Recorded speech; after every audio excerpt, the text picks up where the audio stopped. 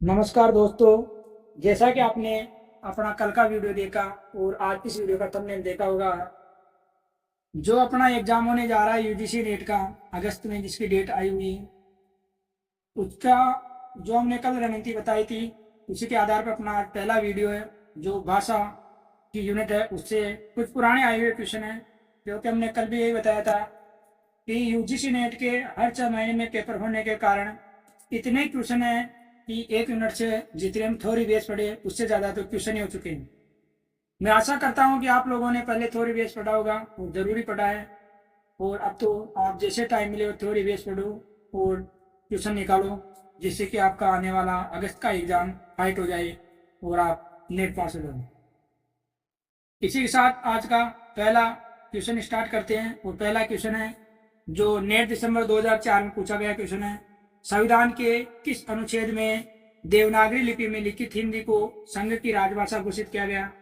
तो ये तो सीधा सा क्वेश्चन है और इसका जो आंसर है वो है आंसर सी, 343। अनुच्छेद 343 में संविधान के देवनागरी लिपि का उल्लेख है, और वैसे भी भाषा संबंधी उल्लेख 343 से लेकर के 351 तक है, जो संविधान के भाग 17 में उल्लेखित है। दूसरा क्वेश्चन अपना, भारतेंदु के अनुसार हिंदी नई चाल में कब ढली। और ये तो बहुत बढ़िया क्वेश्चन है, ये भी नेट 2004 में पूछा गया क्वेश्चन है और इसका आंसर है, और इसका तो शायद सबको आता होगा, क्योंकि जब हम आदिकाल पढ़ते हैं तो उसमें पहला ही जो गद्य काल विकास पढ़ते हैं वो भारतेंदु काल से पढ़ते हैं, और इसका जो आंसर है वो है 1873। 1873 में भारतेंदु अपनी काल चक्कर नामक इतिहास डायरी में तथ्य नोट करते हैं कि हिंदी नई चाल में ढली। काल चक्कर नामक डायरी। जबकि एक नोट लिख सकते हो, रामविलास शर्मा। रामविलास शर्मा तो ये कहते हैं कि 1873 में हिंदी नई चाल में नहीं ढली।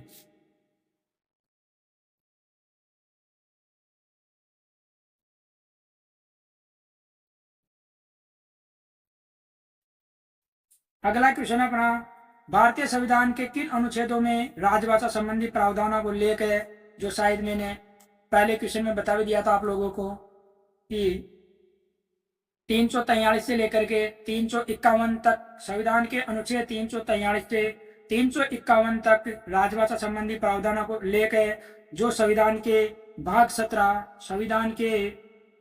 17 में उल्लेखित है। 343 से लेकर के 351 तक भाषा संबंधी जो भी उल्लेख है वो इसमें दिया गया है। इसके अलावा भाग 6 और भाग 5 में भी भाषा संबंधी उल्लेख है, जिसमें संसद और जो अपना विधानमंडल है इसमें वो भाषा संबंधी जो उपयोग है उसके बारे में बताया गया है।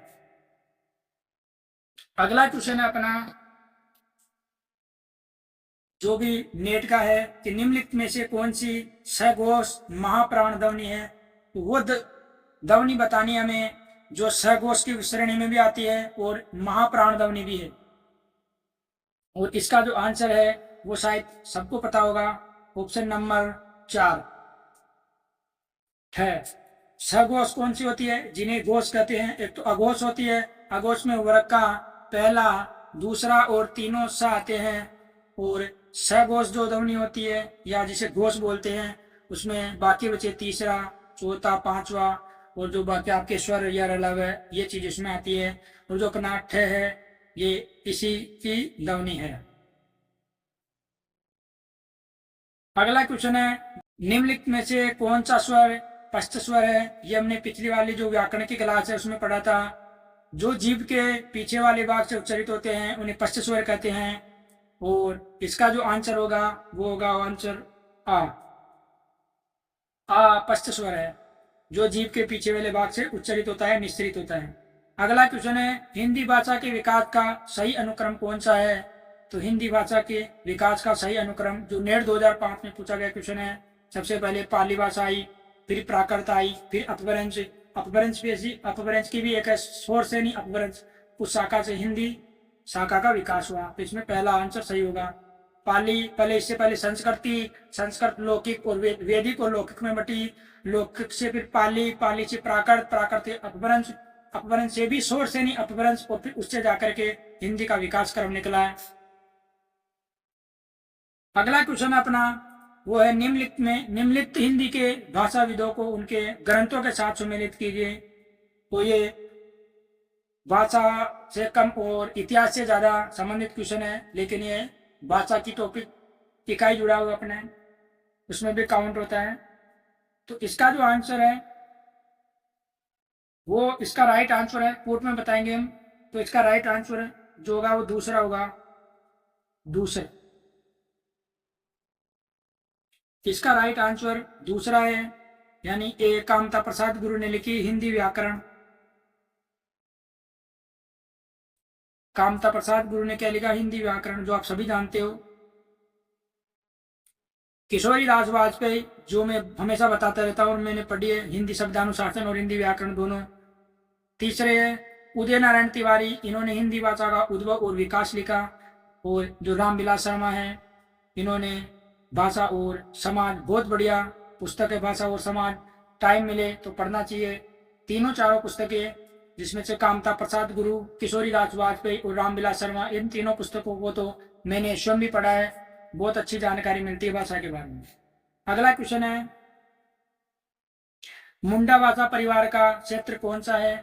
तो 9वां क्वेश्चन अपना, मुंडा भाषा परिवार का क्षेत्र कौन सा है? ये भी नेट दिसंबर 2005 में आया हुआ क्वेश्चन है, और इसका जो आंसर है वो छोटा नागपुर है। अगला क्वेश्चन है निम्नलिखित बोली वर्गों को उनसे संबंध बोलियों के साथ सम्मिलित कीजिए। कूट का क्वेश्चन है और नेट नवंबर 2020 में था।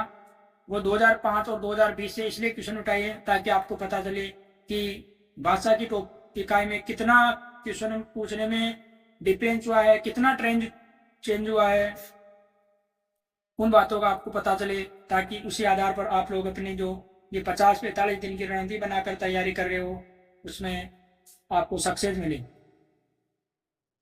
इसका जो आंसर है 95 क्वेश्चन का, वो इसका आंसर राइट आंसर होगा ऑप्शन नंबर ए, यानी राजस्थानी से संबंधित है, मालवी, पश्चिमी हिंदी से संबंधित है, कन्नौजी, पूर्वी हिंदी से हैं छत्तीसगढ़ी, और बिहारी हिंदी से हैं भोजपुरी।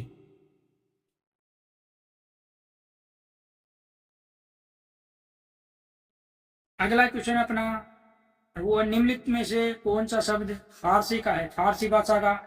और इन शब्दों से फारसी, तुर्की, अरबी, इनका भी एक ना एक क्वेश्चन तो पक्का आता है।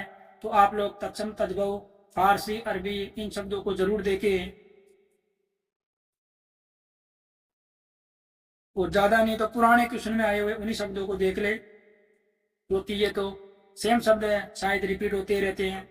और फारसी भाषा का शब्द है वो शब्द है दाग। जो ये दाग शब्द है ये फारसी भाषा का शब्द है। इसी के साथ अपने अगले क्वेश्चन की ओर बढ़ते हैं। और अगला क्वेश्चन है अपना संविधान के अनुच्छेद 343 में संघ की राजभाषा के बारे में निम्नलिखित में से कौन से प्रावधान किए गए हैं? और ये नेट नवंबर 2020 में है, और इसी संविधान के अनुच्छेदों से वर्तमान 2024 तक के क्वेश्चन आ रहे हैं। तो एक बात तो फिक्स है कि जो अपनी इकाई प्रथम है भाषा की, इसमें आपको अनुच्छेद 343 से लेकर के 351 तक तो सारी जानकारी होनी चाहिए, ताकि इससे हमेशा एक या दो क्वेश्चन तो 100% डेफिनेटली पूछे जाते हैं। और इसके लिए कल या परसों तक हम टाइम निकाल करके 5-7 मिनट का वीडियो बनाएंगे, जिसमें आपके सारे अनुच्छेद कवर हो जाएंगे। अनुच्छेद उसी क्वेश्चन आएगा, वो आपका गलत नहीं होगा। और 97 जो क्वेश्चन है उसका राइट आंसर क्या होगा देखिए बताओ आप। और इसका राइट आंसर है वो ऑप्शन 20 का राइट आंसर है कि संघ की राजभाषा हिंदी और लिपि देवनागरी होगी, ये लिखा हुआ है। दूसरा, शासकीय प्रयोजनों के लिए भारतीय अंकों का अंतर्राष्ट्रीय रूप मान्य होगा, ये दोनों है। राजभाषा के बारे में राष्ट्रपति एक आयोग का गठन करेंगे, ये 343 में न लिखा है। उच्च न्यायालय तथा उच्चतम न्यायालय की संपूर्ण कार्रवाई अंग्रेजी भाषा में होगी, ये भी 343 में न होकर के आगे जो अनुच्छेद अपने 45 से 47 इनके अंदर इनका उल्लेख है। कल या परसों में 2 दिनों में टाइम निकाल करके मैं 5 से 7 मिनट का एक वीडियो जरूर बनाऊंगा आप लोगों के लिए, जो संविधान के भाग 5, भाग 6, भाग 17, अनुच्छेद 393 से लेकर के 51 तक जितने भी अनुच्छेद है, जिनमें क्या क्या उल्लेख है, 2 स्लाइड या 3 स्लाइड में वो सारे आपके कवर हो जाएंगे और उसके बाद में आपका कोई भी क्वेश्चन गलत नहीं होगा। अगला क्वेश्चन अपना, मान सौरों की संख्या कितनी है? शायद ये यहाँ प्रिंटिंग मिस्टेक हो सकती है और इसका जो आंसर है वो 8 है, 8 है। अब यहाँ से क्योंकि ये मान या लिखा या मानक हो सकते हैं, अपभ्रंश में थे, जो अपभ्रंश थी अपने अपभ्रंश में स्वर 8 ही थी।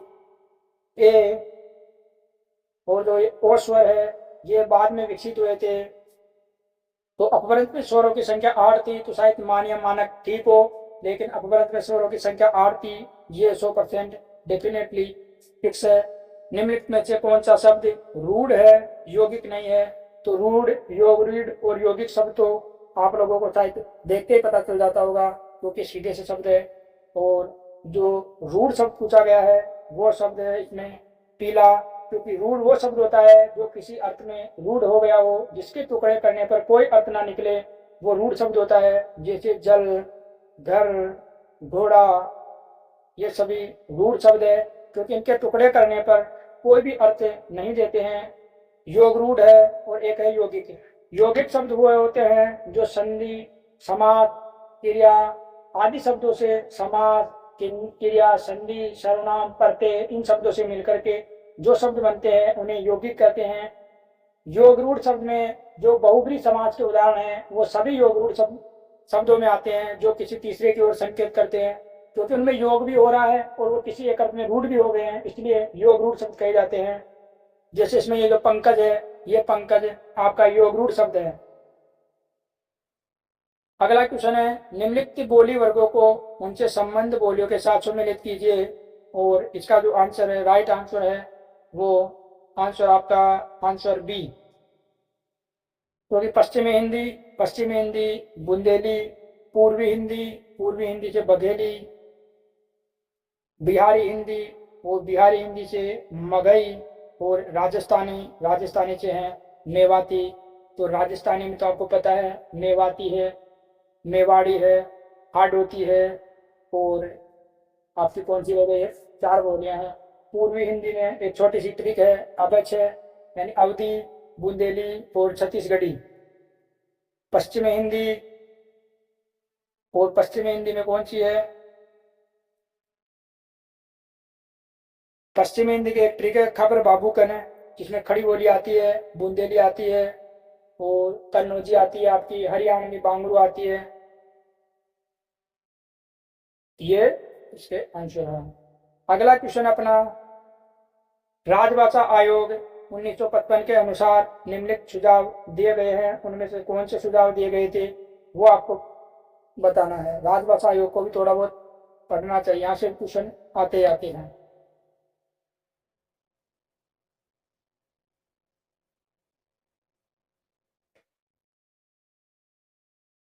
तो इसका जो आंसर है वो आंसर है कि हिंदी सर्वाधिक बोली और समझी जाने वाली भाषा है, यही सारे भारत का एक माध्यम हो, ये कहा था इन्होंने, तो ये राइट है। 14 वर्ष की उम्र तक भारत के प्रत्येक विद्यार्थी को हिंदी भाषा का ज्ञान करा देना चाहिए, ये भी आंसर राइट है। भारत सरकार के प्रकाशन अधिक से अधिक अंग्रेजी भाषा में किए जाए, ये कहेगा ही नहीं, क्योंकि जो राजभाषा आयोग है वो हिंदी का बन रहा है, तो अंग्रेजी की कैसे सिफारिश करेगा? ये तो आप नॉर्मल नॉलेज से निकाल सकते हो। और उच्च न्यायालयों में क्षेत्रीय भाषाओं का व्यवहार होना चाहिए, ये भी कहा था। तो राजभाषा आयोग का ऑप्शन नंबर बी एकदम राइट आंसर है। अगला क्वेश्चन है, देवनागरी लिपि दुनिया की सर्वाधिक वैज्ञानिक लिपि है, कथन के प्रवक्ता कौन है? तो ये बात किसने कही थी कि देवनागरी लिपि दुनिया की सर्वाधिक वैज्ञानिक लिपि है? तो ये कहने वाले थे आपके आचार्य राहुल सांस्कृतिक। अगला क्वेश्चन है, निम्नलिखित में से कौन सी भाषा आर्य भाषा में शामिल नहीं है? तो सीधा सा क्वेश्चन इसका, और ये भी लिख सकते हो आप लोग कि ये नेट 2020 में आया हुआ क्वेश्चन है, और इसका जो राइट आंसर है तुर्की भाषा है। आज के लिए इतना ही, यही समाप्त करते अपनी क्लास को, और धीरे धीरे कल अगले टॉपिक पे क्लास होगी। इसे करके हम 40-45 दिनों में अपना जो सिलेबस है हिंदी भाषा का 10 यूनिट है, इसको कम से कम 4-5 बार और प्रत्येक यूनिट के लगभग 150 से 200 क्वेश्चन के करीब हम इसमें सोल्व करने की कोशिश करेंगे, जिसमें पुराने आए हुए क्वेश्चन होंगे, एमसीक्यू बेस होंगे, वर्तमान जो पेपर प्रणाली है उसी के आधार पर हम क्वेश्चन बना करके लाएंगे। और इसी के साथ जय हिंद, जय भारत और माँ सरस्वती के चरणों में नमन करते हैं।